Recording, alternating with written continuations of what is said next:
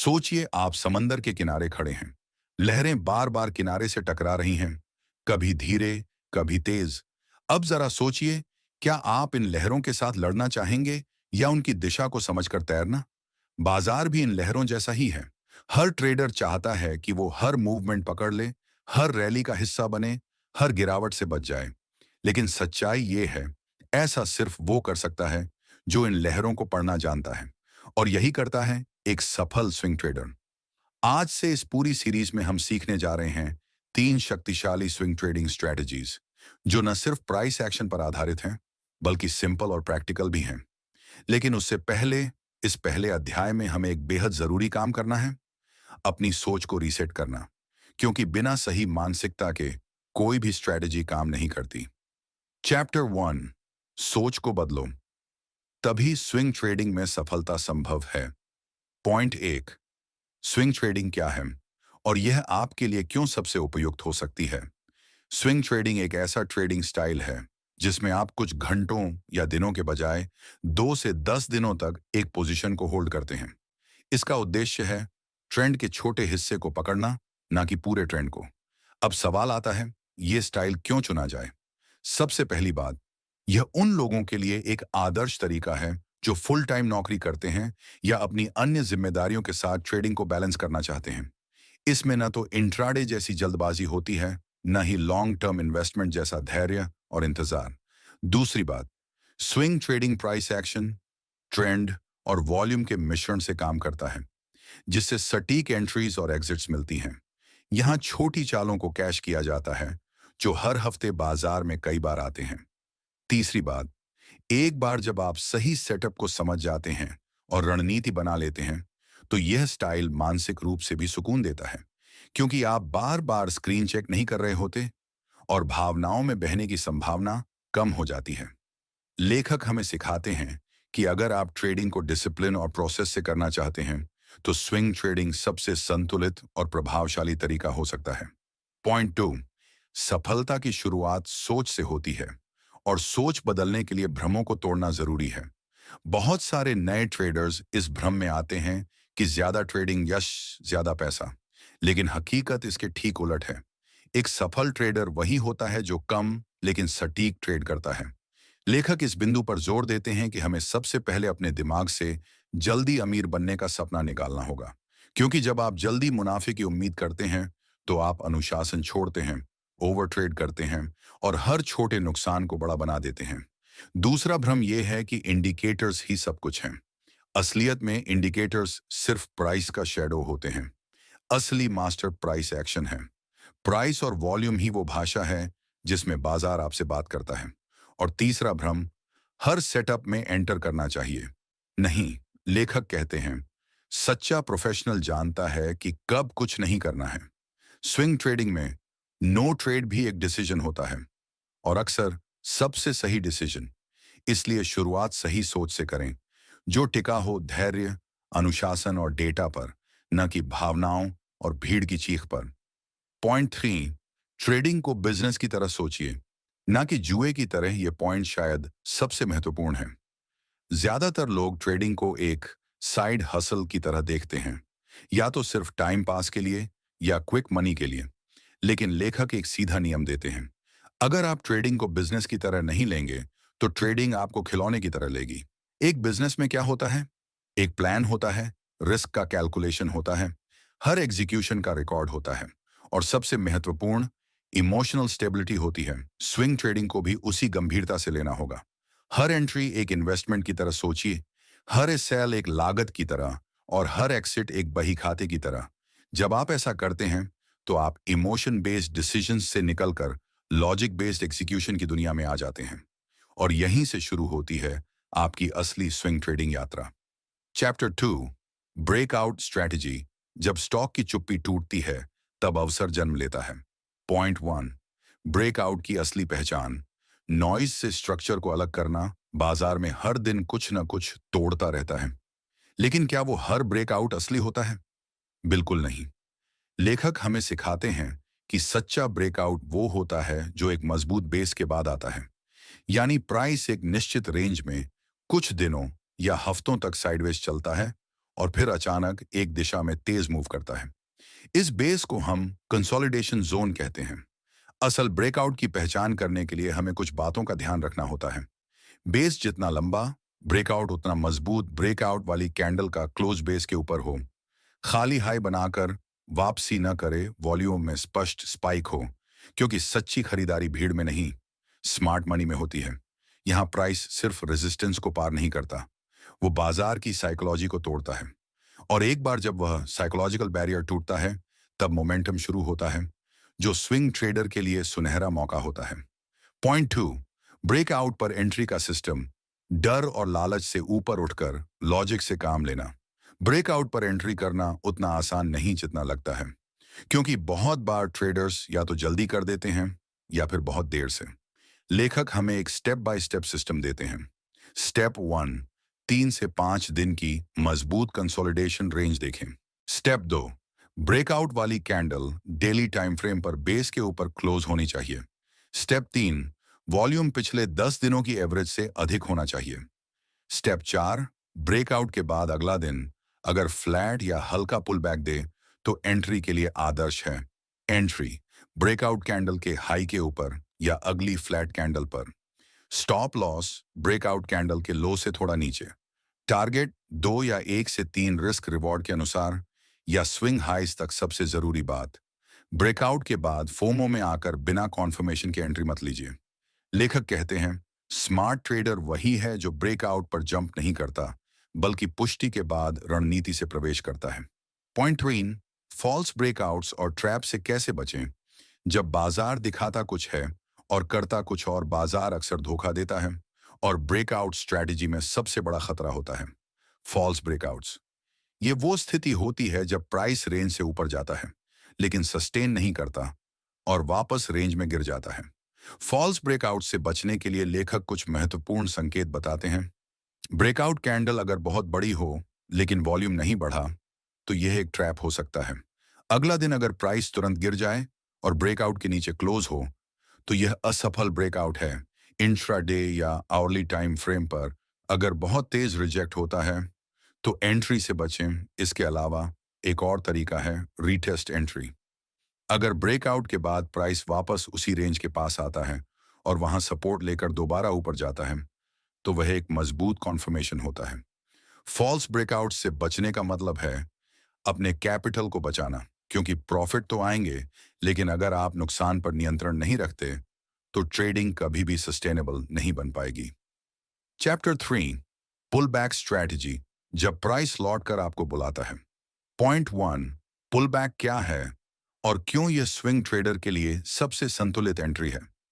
Pull back एक ऐसी स्थिति होती है जब कोई स्टॉक या इंडेक्स तेजी से ऊपर चढ़ने के बाद थोड़ी देर के लिए वापस नीचे आता है, लेकिन यह गिरावट कमजोरी नहीं होती, बल्कि एक ब्रेक होती है।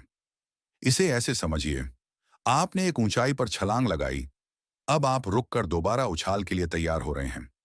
बाजार भी यही करता है। पुल बैक एंट्री उन लोगों के लिए शानदार है जो ब्रेकआउट मिस कर चुके हैं, लेकिन ट्रेंड अब भी जारी है। पुल बैक के फायदे, एंट्री सेफ होती है क्योंकि मोमेंटम पहले ही सिद्ध हो चुका होता है। रिस्क कम होता है क्योंकि स्टॉप लॉस आसानी से स्ट्रक्चर के पीछे छुपाया जा सकता है। कॉन्फर्मेशन ज्यादा मजबूत होता है क्योंकि आप ट्रेंड के साथ होते हैं। लेखक बताते हैं कि पुल बैक एंट्री लेना ट्रेडिंग में एक पेशेंट प्रोफेशनल की पहचान है, जो मौके की तलाश करता है और भीड़ के दौड़ने के बाद शांति से कदम रखता है। पॉइंट 2, पुल बैक पर एंट्री का सही सिस्टम। प्राइस एक्शन से स्ट्रक्चर को समझना। पुल बैक स्ट्रेटजी को सही तरीके से अपनाने के लिए लेखक एक स्टेप बाय स्टेप सिस्टम सुझाते हैं। स्टेप 1, ऐसा स्टॉक चुनिए जिसने हाल ही में ब्रेकआउट किया हो या एक मजबूत अप ट्रेंड में हो। स्टेप 2, देखिए कि क्या वह 2 से 3 दिनों से नीचे की ओर छोटे कैंडल्स बना रहा है, यानी हेल्थी करेक्शन। स्टेप 3, देखें कि क्या वह किसी सपोर्ट जोन, प्रीवियस रेजिस्टेंस जो अब सपोर्ट बन गया है, या मूविंग एवरेज जैसे 20 ईएमए पर आकर ठहर रहा है। अब एंट्री का समय आता है।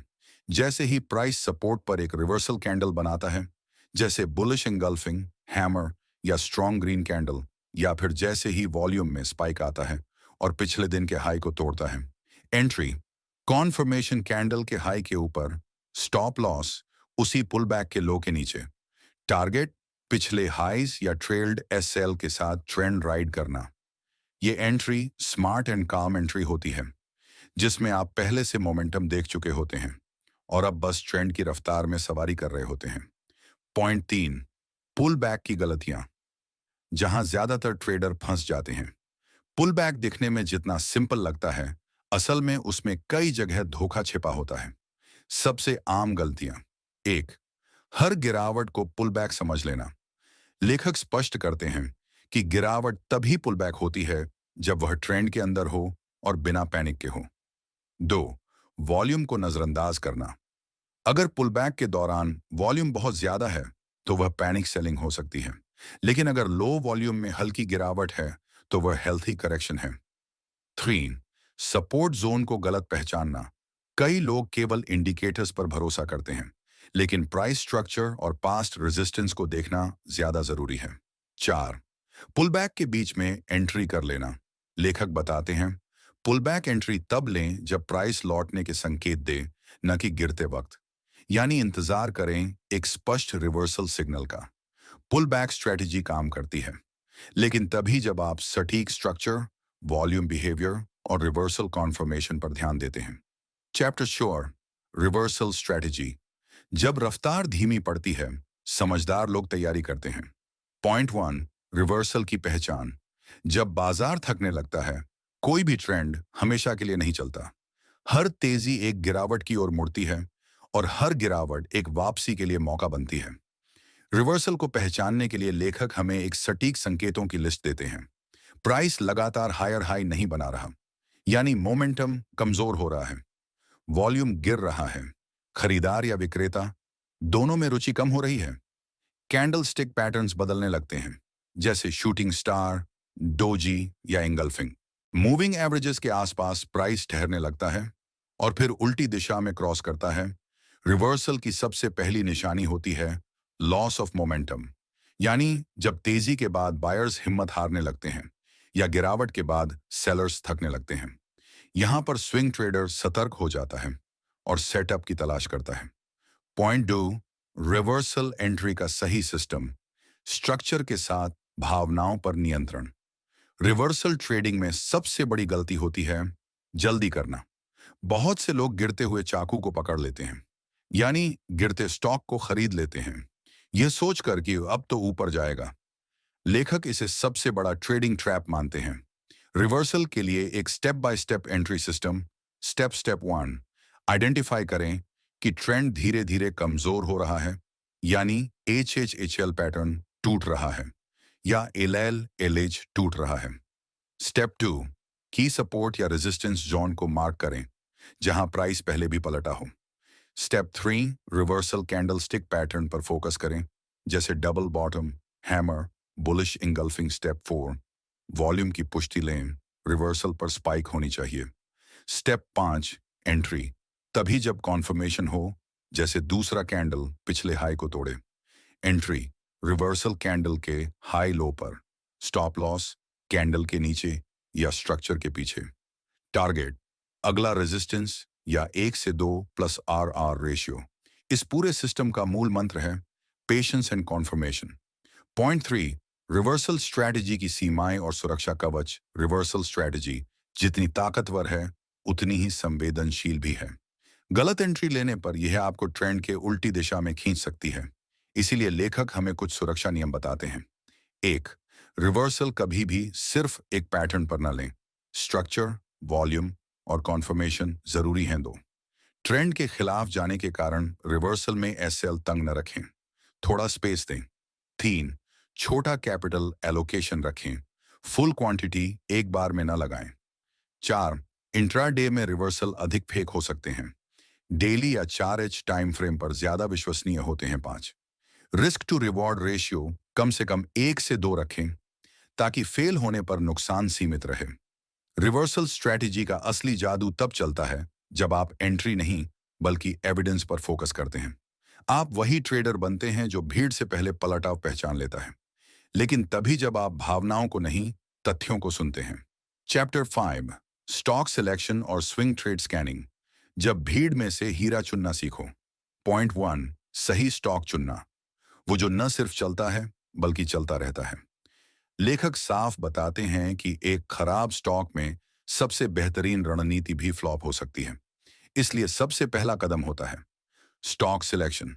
सही स्टॉक्स के कुछ कॉमन गुण, उनमें वॉल्यूम होता है, यानी उनकी ट्रेडिंग एक्टिव होती है, उनमें ट्रेंडिंग बिहेवियर होता है, वो बार बार सपोर्ट से रुकते हैं और रेजिस्टेंस को तोड़ते हैं, उनकी कीमतों में पैटर्न बनता है, वो हरकतें किसी लॉजिक से होती हैं, न कि यादृच्छिक रूप से।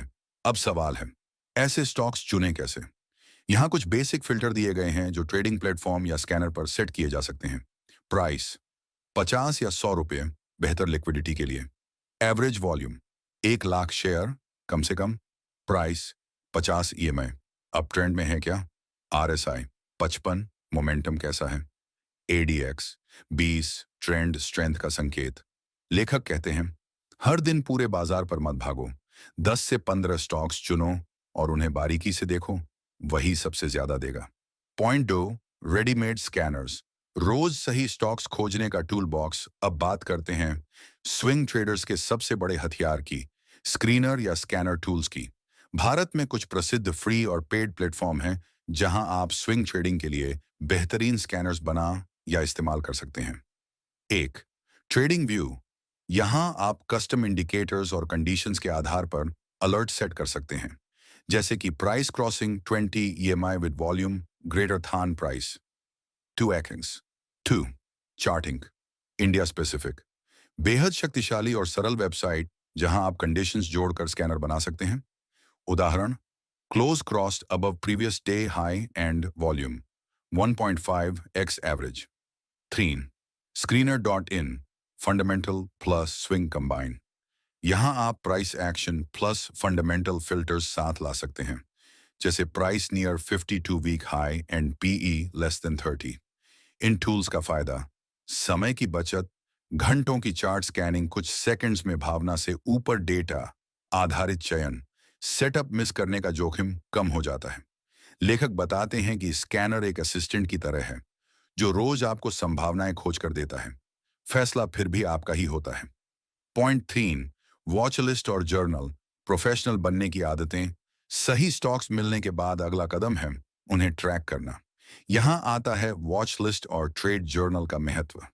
वॉच लिस्ट एक एक्सेल, गूगल शीट या ऐप पर रोजाना 10 से 15 संभावित स्टॉक्स नोट करें। हर स्टॉक के पास उसका रीजन और स्ट्रेटेजी लिखें, जैसे पुल बैक पर 20 ईएमआई के साथ hammer candle. Entry point, SL, target और वॉल्यूम भी प्री प्लान करें। ट्रेड जर्नल, हर ट्रेड को रिकॉर्ड करें, entry, exit, emotion, mistakes, screenshot.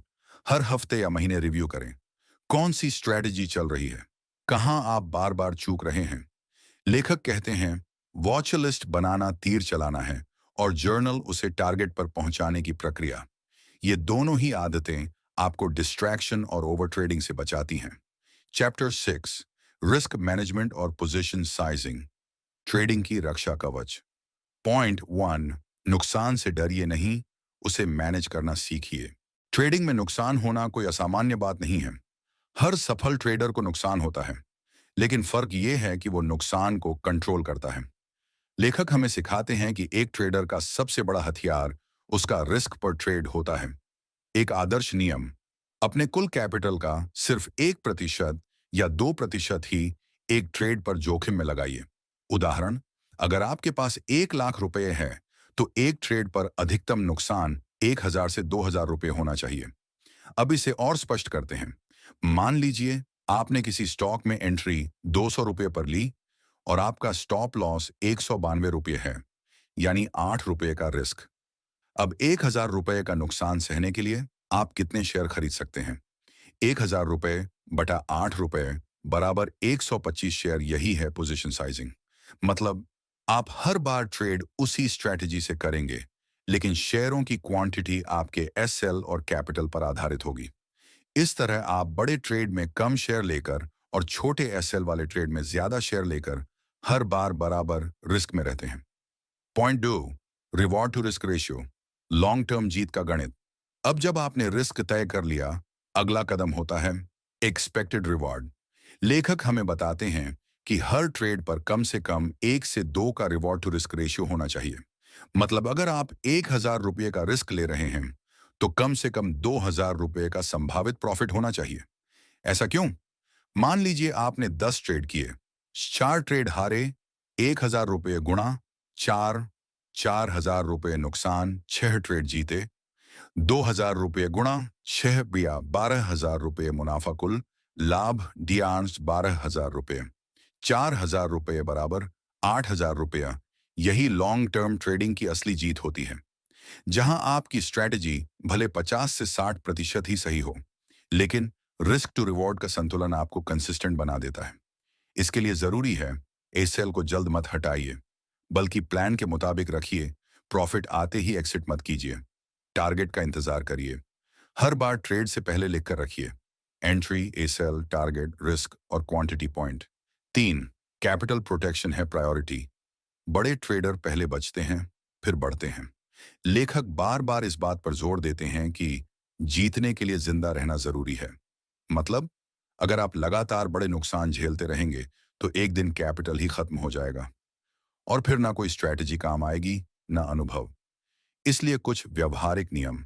Capital का 50% से ज्यादा कभी मार्केट में एक साथ न लगाएं।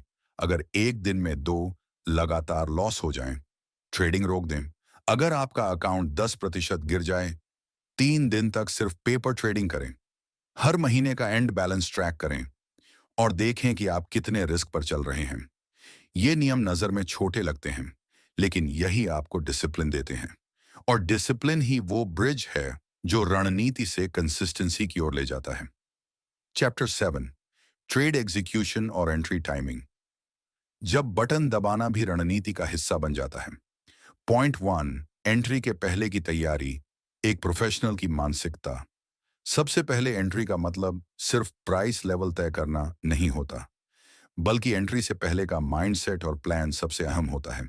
लेखक कहते हैं, जो ट्रेडर प्लान के साथ एंट्री करता है वो एंट्री के बाद घबराता नहीं। तो एक आदर्श एंट्री से पहले आपको 5 बातें क्लियर होनी चाहिए। मेन एंट्री पॉइंट, किस कैंडल के बाद आप एंट्री लेंगे, कॉन्फर्मेशन या एंटिसिपेशन। दूसरा, स्टॉप लॉस कहां होगा, क्या वह टेक्निकल लेवल के पीछे छुपा है। तीसरा, क्वांटिटी, कितना रिस्क लिया जा रहा है, एसएल के हिसाब से कितने शेयर। चौथा, टारगेट, क्या रिवॉर्ड टू रिस्क कम से कम 1 से 2 है। पांचवां, ट्रेड टाइप, ये ब्रेकआउट है, पुल बैक है या रिवर्सल। इसके अलावा एक मानसिक तैयारी भी जरूरी है। अगर एसएल हिट होता है तो मैं क्या करूंगा, अगर मार्केट उल्टा चला जाए तो क्या प्लान बी है। इन्हीं सवालों के जवाब तय करके आप भावनाओं से ऊपर उठकर एंट्री करते हैं। पॉइंट 2, एंट्री टाइमिंग, कब अंदर जाना है, कब इंतजार करना है। एंट्री टाइमिंग कोई जादू नहीं है, ये प्राइस, एक्शन और वॉल्यूम के मिले जुले संकेतों पर आधारित निर्णय होता है। लेखक हमें बताते हैं 2 मुख्य एंट्री अप्रोचेस। 1, कॉन्फर्मेशन एंट्री, जब प्राइस ने आपके तय लेवल को ब्रेक कर लिया हो और आप अगले कैंडल पर एंट्री लें। फायदा, सेफ्टी, नुकसान, कभी कभी देर हो जाती है, रिस्क बढ़ जाता है। 2, एंटिसिपेशन एंट्री, जब आप सपोर्ट या ब्रेकआउट जोन के नजदीक ही एंट्री लें, इस भरोसे पर कि मूव आ सकता है। फायदा, अर्ली एंट्री, छोटा एसएल, नुकसान, अगर मूव ना आए तो फेक आउट में फंस सकते हैं।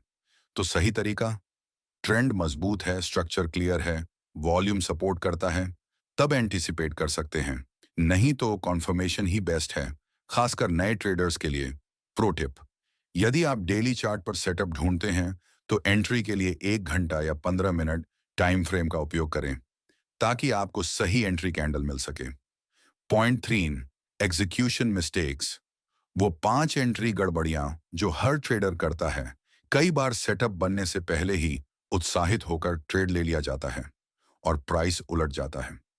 तो ब्रेकआउट के बाद ऊपर में जंप करना, प्राइस जब भाग रहा होता है तो फोमो एंट्री सबसे खराब होती है, अक्सर ये मूव सस्टेन नहीं करता। 3, एसएल के नजदीक होने पर डर कर एंट्री छोड़ देना, अगर सेटअप मजबूत है, एसएल तंग है और आरआर अच्छा है तो एंट्री ना छोड़ें। 4, ओवर कॉन्फर्मेशन ढूंढना, बहुत सारे इंडिकेटर्स का इंतजार करते करते मूव ही निकल जाता है।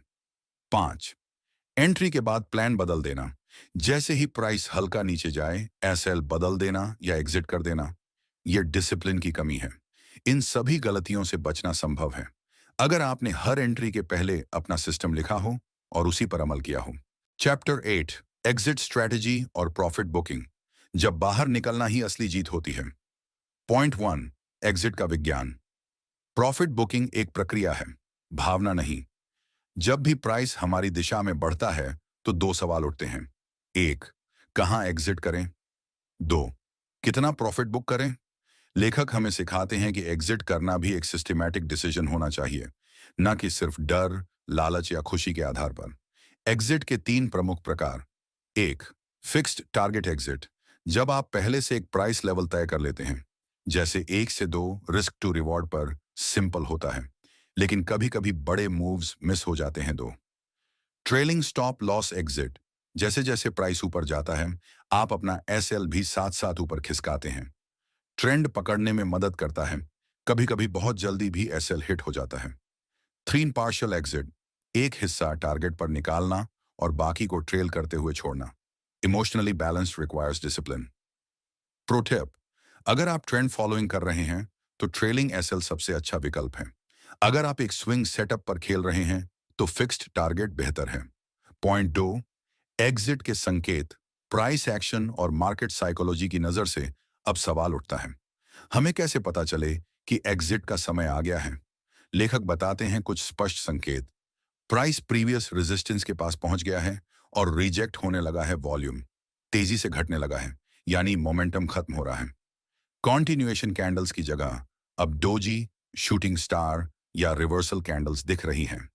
मूविंग एवरेजेस को प्राइस नीचे की तरफ क्रॉस कर रहा है, जैसे प्राइस 20 ईएमआई को तोड़ता है।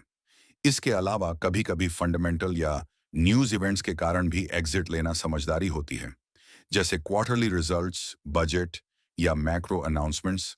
एग्जिट के समय अपने प्रॉफिट को प्रोटेक्ट करना सबसे जरूरी होता है, इसलिए पैनिक में एग्जिट नहीं, कॉन्फर्मेशन के साथ एग्जिट लें। पॉइंट 3, एग्जिट मिस्टेक्स, जहां प्रॉफिट आपके सामने से चला जाता है। एक, बहुत जल्दी एग्जिट कर देना, 2% प्रॉफिट बनते ही एग्जिट कर देना, जबकि ट्रेंड अभी जिंदा है। दो, और ऊपर जाएगा कि लालच में कुछ भी ना निकालना, प्राइस उलटा घूमता है और मुनाफा गायब हो जाता है। 3, एग्जिट प्लान न बनाना, एंट्री तो सोच कर की थी, एग्जिट इमोशन से कर दी। 4, दूसरों की बातों पर एग्जिट लेना, ट्विटर पर लिखा है कि गिरने वाला है, चलो निकलते हैं। 5, एसएल हटाकर नुकसान बढ़ाना, प्रॉफिट बुक ना हुआ, उल्टा नुकसान कर लिया, क्योंकि एग्जिट डिसिप्लिन से नहीं हुआ। लेखक यहां साफ कहते हैं, एग्जिट एक रणनीति है, रिएक्शन नहीं। चैप्टर 9, ट्रेडिंग माइंडसेट और साइकोलॉजी, जहां असली जीत आपकी सोच में होती है। पॉइंट 1, ट्रेडर का सबसे बड़ा दुश्मन उसका खुद का मन। मार्केट में प्राइस ऊपर नीचे होता है, लेकिन असली रोलर कोस्टर आपके अंदर चल रहा होता है। एंट्री के बाद थोड़ा सा प्रॉफिट आते ही बेच देने की इच्छा, स्टॉप लॉस के पास आते ही डर का बढ़ना, 2 लॉस के बाद गुस्से में ट्रेड लेना, ये सब मानसिक जाल हैं, और अगर आप इन्हें नहीं समझते तो ये हर रणनीति को तबाह कर देंगे। लेखक हमें बताते हैं कि हर ट्रेडर को 4 प्रमुख भावनाएं परेशान करती हैं। फियर, डर, अगर एसएल हिट हो गया तो। ग्रीड, लालच, थोड़ा और बढ़ेगा, थोड़ा और रुकता हूं। होप, आशा, अब तो वापसी कर ही लेगा, एसएल हटा देता हूं। रिग्रेट, पछतावा, काश एंट्री ले ली होती।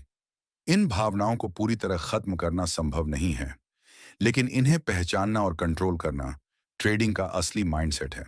पॉइंट 2, प्रोफेशनल माइंडसेट बनाना, प्रोसेस पर फोकस, नतीजे पर नहीं। एक आम ट्रेडर हमेशा प्रॉफिट और लॉस पर ध्यान देता है, लेकिन एक प्रोफेशनल ट्रेडर केवल प्रोसेस और डिसिप्लिन पर। लेखक यहां कुछ गहरी बातें सिखाते हैं। हर ट्रेड एक बिजनेस डिसीजन है, न कि जुआ। लॉस आना आपके फेल होने की पहचान नहीं है, वह सिस्टम का हिस्सा है। ट्रेडिंग में कॉन्टिन्यूटी ही रियल स्ट्रेंथ है, न कि एक बार में जैकपॉट। कैसे प्रोसेस बेस्ड माइंडसेट बनाएं? हर एंट्री से पहले चेकलिस्ट फॉलो करें, setup, SL, risk, quantity. हर एग्जिट के बाद खुद से पूछें, मैंने प्लान फॉलो किया या नहीं? रोजाना या हर हफ्ते सेल्फ रिव्यू करें, जीत के पीछे क्या कारण था, हार के पीछे क्या कारण था। कभी भी फील से एंट्री या एग्जिट ना लें, लॉजिक से लें। प्रो टिप, अपना equity curve, account balance chart track करें। यह दिखाता है कि आपकी मानसिकता समय के साथ कैसी परफॉर्म कर रही है। पॉइंट 3, लगातार ट्रेडिंग के लिए मानसिक स्थिरता। क्योंकि ट्रेडिंग कोई स्प्रिंट नहीं, ये मैराथन है। ट्रेडिंग में एक दिन, एक हफ्ता या एक महीने में कमाया गया पैसा कुछ मायने नहीं रखता। असली बात है, क्या आप इसे सालों तक कर सकते हैं। इसलिए लेखक हमें मानसिक ऊर्जा को बचाने और स्थिरता बनाए रखने के कुछ व्यवहारिक तरीके बताते हैं। ब्रेक्स लीजिए। हर लॉस के बाद कुछ घंटे या दिन के लिए दूर हो जाइए। डिसीजन फैटीग से बचेंगे। जर्नलिंग करिए। हर ट्रेड के पीछे क्या भावनाएं थीं, लिखिए, समझिए, सुधारिए। मेडिटेशन और माइंडफुलनेस। ट्रेडिंग के पहले 5 मिनट आंखें बंद करके सांसों पर ध्यान, शांत मन, शांत निर्णय। Social media detox. हर बार ट्विटर या यूट्यूब देखकर फोमो एंट्री मत लीजिए। अपना सिस्टम सबसे बड़ा गुरु है। लॉन्ग टर्म सोच रखिए। एक ट्रेड में 10% नुकसान हो गया, लेकिन क्या आपने साल भर में कैपिटल बचाया या नहीं? यही असली जीत है। चैप्टर 10, एक्शन प्लान और मास्टरी की ओर पहला कदम। अब आपका वक्त है जीतने का पॉइंट। 1, 7 दिन का ब्लूप्रिंट। ट्रेडिंग सिस्टम को लागू करने का सरल तरीका। लेखक बताते हैं कि सबसे पहले आपको जाने माने सिस्टम से करने लायक सिस्टम तक आना है। इसके लिए एक आसान 7 दिन की एक्शन प्लान। दिन 1, पिछले 3 महीने के चार्ट्स खोलिए। हर रणनीति, ब्रेकआउट, पुल बैक, रिवर्सल के 5-5 उदाहरण ढूंढिए। उन्हें स्क्रीनशॉट करके एक फोल्डर में रखें। इसे नाम दीजिए परफेक्ट सेटअप्स। दिन 2-3, चार्टिंग या ट्रेडिंग व्यू पर अपना स्कैनर तैयार कीजिए। खुद से 2 स्क्रीनर बनाइए, एक ब्रेकआउट के लिए, एक पुल बैक के लिए। हर शाम 15 मिनट स्कैनिंग की आदत शुरू करें। डे 4 से 5, अपनी वॉच लिस्ट बनाइए। रोजाना के 5 से 10 स्टॉक्स। हर स्टॉक के लिए एंट्री पॉइंट, ए सेल और टारगेट लिखिए। गूगल शीट में रिकॉर्ड रखिए। प्रोफेशनल की तरह डे छाई। एक वर्चुअल ट्रेड कीजिए। पेपर ट्रेडिंग ऐप या एक्सेल में एंट्री, एग्जिट और इमोशन सब नोट कीजिए। जर्नल में लिखिए कि उस ट्रेड में क्या सीखा। डे 7, हफ्ते भर के सभी ट्रेड्स की रिव्यू मीटिंग खुद से कीजिए। क्या सही किया, क्या छोड़ा। अगला हफ्ता और बेहतर बनाने का प्रण लें। इस 7 दिन के प्लान के बाद आप सिर्फ सीखने वाले नहीं रहेंगे, आप एक सिस्टम चलाने वाले ट्रेडर बन जाएंगे। लगातार सुधार। हर महीने एक वर्जन बेहतर मार्केट एक स्कूल है, और आप जब तक सीखते रहेंगे तब तक जीतते रहेंगे। इसलिए लेखक कहते हैं, हर महीने खुद का एक अपडेटेड वर्जन बनाइए। कैसे? हर महीने का ट्रेडिंग रिपोर्ट कार्ड बनाइए। कितने ट्रेड लिए, कितने जीते, कितने हारे। हर लॉस में कॉमन मिस्टेक खोजिए। क्या एंट्री जल्दी थी? क्या एसएल तंग था? हर जीत में पैटर्न खोजिए। कौन सी स्ट्रैटेजी सबसे ज्यादा काम कर रही है? इसके बाद हर 30 दिन में अपने सिस्टम में एक छोटा सुधार कीजिए। रिस्क बढ़ाने से पहले कंसिस्टेंसी पर काम कीजिए। एंट्री की जगह एग्जिट और पोजीशन साइज पर ज्यादा ध्यान दीजिए। यही कंटिन्यूअस रिफाइनमेंट आपको एक सिस्टमैटिक और मैच्योर ट्रेडर बनाएगा। पॉइंट 3, आप में वो काबिलियत है। बस अब एक छोटा एक्शन लीजिए। इस पूरे सफर में आपने जाना कि जीतने के लिए आपको फ्यूचर देखने वाला जादूगर नहीं बनना। आपको बस डेटा, डिसिप्लिन और सही रणनीति से चलना है। हर नया ट्रेड एक मौका है सीखने का, ना कि खुद को साबित करने का। अब आपकी बारी है। अगर आपने यहां तक पढ़ा है, तो ये कोई संयोग नहीं है। आपने अपने भीतर उस जुनून को पहचान लिया है जो एक सफल ट्रेडर बन सकता है। याद रखिए, कंसिस्टेंसी कोई गुण नहीं, ये आदत है, और आदतें बदलने से ही जीवन बदलता है।